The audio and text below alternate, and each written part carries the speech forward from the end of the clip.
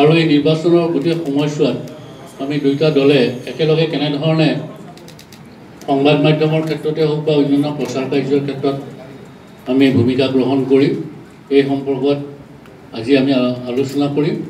আলোচনাৰ আৰম্ভণিতে মই আমাৰ দলৰ তৰফৰ পৰা মই ডক্টৰ তপন দাসক মনোজ বৰুৱাক আদৰণি জনাবৰ বাবে অনুৰোধ জনাইছোঁ।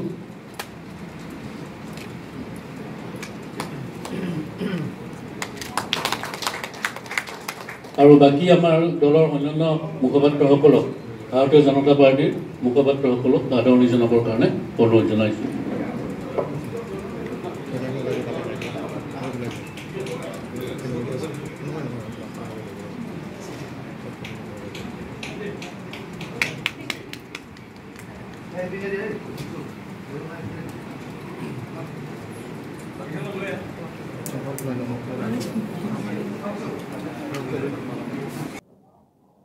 যোৱাকালি ভাৰতীয় জনতা পাৰ্টিৰ ৰাজ্যিক কাৰ্যালয় ৰাজ্যিক সভাপতি ভৱেশ কলিতা ডাঙৰীয়া, অসম গণ পৰিষদ দলৰ সভাপতি অতুল বৰা ডাঙৰীয়া, কাৰ্যকৰী সভাপতি কেশৱ মহন্ত ডাঙৰীয়া, সাংসদ পবিত্ৰ মাৰাহেজা ডাঙৰীয়াৰ উপস্থিতিত এক গুৰুত্বপূৰ্ণ সভা অনুষ্ঠিত হৈছিলে নিৰ্বাচন কেন্দ্ৰিক। আৰু এই সভাত সিদ্ধান্ত হৈছিলে যে তিনিওটা ৰাজনৈতিক দল বিশেষকৈ ভাৰতীয় জনতা পাৰ্টি, অসম গণ পৰিষদ আৰু UPPL তিনিওটা ৰাজনৈতিক দলৰ মুখপাত্ৰসকলৰ বৈঠক অনুষ্ঠিত হ'ব লাগে আৰু কেনেধৰণে আমি লোকসভা নিৰ্বাচনত আমি একেলগে কাম কৰিম এই বিষয়ত আমি সিদ্ধান্ত লৈ আগবাঢ়িব লাগে। আৰু সেই যোৱাকালিৰ সভাৰ সিদ্ধান্ত অনুসৰি আজি আমাৰ অসম গণ পৰিষদৰ কাৰ্যালয়ত ভাৰতীয় জনতা পাৰ্টিৰ অসম গণ পৰিষদ দলৰ মুখপাত্ৰসকলৰ সভা অনুষ্ঠিত হৈছে।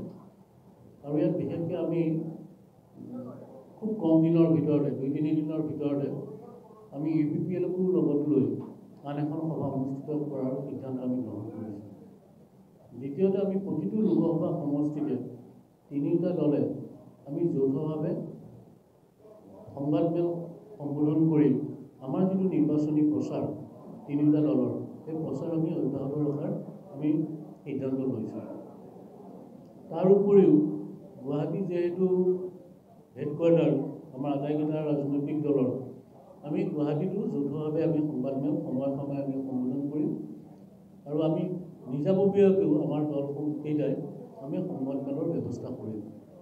তাৰ উপৰিও বিভিন্ন ধৰণৰ যিবোৰ আলোচনা ইত্যাদি আপোনালোকৰ চেনেলবোৰত হয় এই আলোচনাবোৰতো যাতে আমি সক্ৰিয়তাৰে অংশগ্ৰহণ কৰিব পাৰোঁ, আমাৰ দলীয় দৃষ্টিভংগী নিৰ্বাচন কেন্দ্ৰিক যিখিনি কথা বতৰা এইখিনি যাতে আমি উপস্থাপন কৰিব পাৰোঁ সেই বিষয়টো আমাৰ কিছু আমি আলোচনা আজি কৰিছোঁ। তাৰ উপৰিও আমি তিনিওটা দলৰ মাজত কোঅৰ্ডিনেশ্যন বা সম্পৰ্ক ৰক্ষা কৰাৰ কাৰণে আমি ইতিমধ্যে পূৰ্বৰ মিটিঙতে আমাৰ সিদ্ধান্ত আছিল তাক অধিক গতিশীল কৰাৰ কাৰণে আজি আমি সিদ্ধান্ত লৈছোঁ। মূলতঃ আজি সভাত আমি এইকেইটাই সিদ্ধান্ত লৈছোঁ যিহেতু UPPLক লৈও খুব কম দিনৰ ভিতৰত সভা হ'ব, পৰৱৰ্তী সভাত আমি আৰু অধিক বিস্তাৰিতভাৱে আলোচনা কৰিম। গুৱাহাটীতে হ'ব। মনোজ বৰুৱা আছে আমাৰ ভাৰতীয় জনতা পাৰ্টিৰ মুখ্য মুখপাত্ৰ তেখেতে